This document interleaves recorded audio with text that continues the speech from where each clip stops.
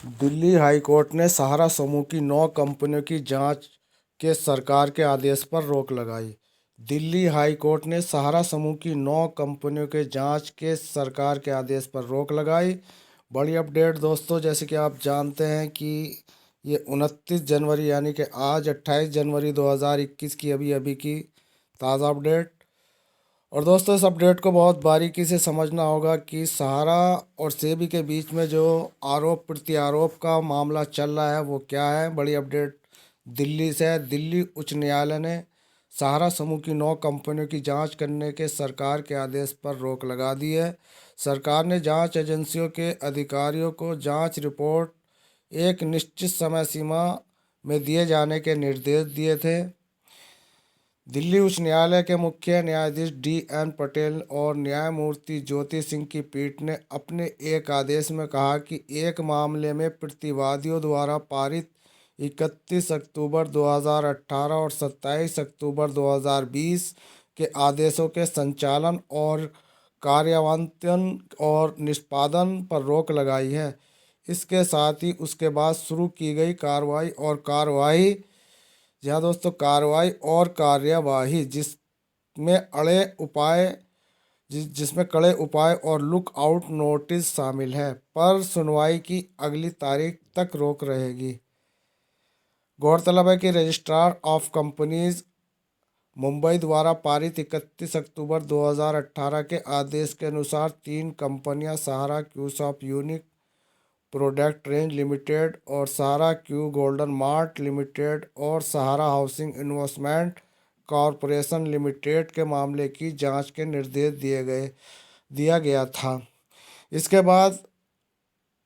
अलावा 6 और कंपनियां Aamby Valley Limited, King Aamby City Developers Corporation Limited और सहारा कमर्शियल कॉरपोरेशन लिमिटेड और Sahara Prime City Limited, Sahara India Financial Corporation Limited, Sahara India Real Estate Corporation Limited की भी जांच के आदेश दिए गए थे। इस मामले में सहारा समूह ने तर्क दिया कि ऐसा कोई कारण नहीं है जिसे सरकारी आदेश में शामिल किया गया है। इन कंपनियों के खिलाफ जांच क्यों आवश्यक है। सहारा समूह ने तर्क दिया कि उस आदेश में स्पष्ट रूप से उल्लेख किया गया है कि निरीक्षक द्वारा जांच रिपोर्ट 3 महीने की अवधि के भीतर केंद्र सरकार को प्रस्तुत की जाएगी।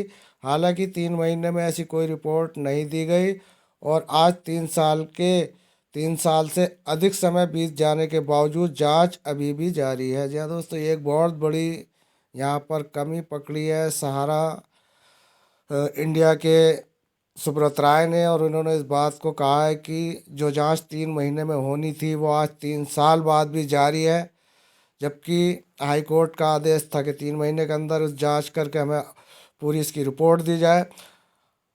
आगे कंपनी का पक्ष रखने वाले अधिवक्ता ने कहा, कंपनी अधिनियम की धारा 212(3) में कहा गया कि जहां किसी कंपनी के मामले की जांच केंद्र सरकार द्वारा SFIO को सौंपी गई है, वह अपनी रिपोर्ट केंद्र सरकार को उस अवधि के भीतर प्रस्तुत करेगी जो आदेश में तय है।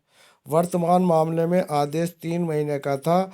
इस प्रकार वर्तमान मामले में प्रतिवादियों द्वारा 3 महीने की अवधि के बाद जांच जारी रखना वैधानिक आदेश का स्पष्ट उल्लंघन है।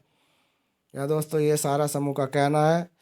उन्होंने आगे कहा कि यहाँ तक कि धारा 219 से ये प्रावधानों से स्पष्ट है कि इस समय के दौरान जांच के तहत कंपनी और अन्य कॉर्पोरेट बॉडी के बीच कुछ संबद्धता होनी चाहिए। उन्होंने कहा कि जिन 6 कंपनियों की जांच की जानी है वह पिछली 3 कंपनियों की जांच की जा रही है।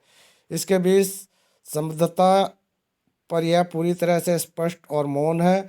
याचिकाओं के इस रिट याचिका का स्पष्ट रूप से विरोध किया गया है कि 6 कंपनियां किसी भी प्रोसेसिंग समय पर पहले से ही जांच के दायरे में आने वाली 3 कंपनियों की सहायक कंपनियां या होल्डिंग कंपनियां नहीं रही हैं। इस प्रकार से जांच का यह आदेश अवैध और वैधानिक मानकों के खिलाफ है। अब दोस्तों, ये जो पूरा मामला है इसमें हमारी तरफ से आपसे यही कहना है कि इस वक्त सेबी और सहारा समूह के बीच में जो ये मामले चल रहे हैं इस मामले में आरोप प्रत्यारोप लग रहे हैं।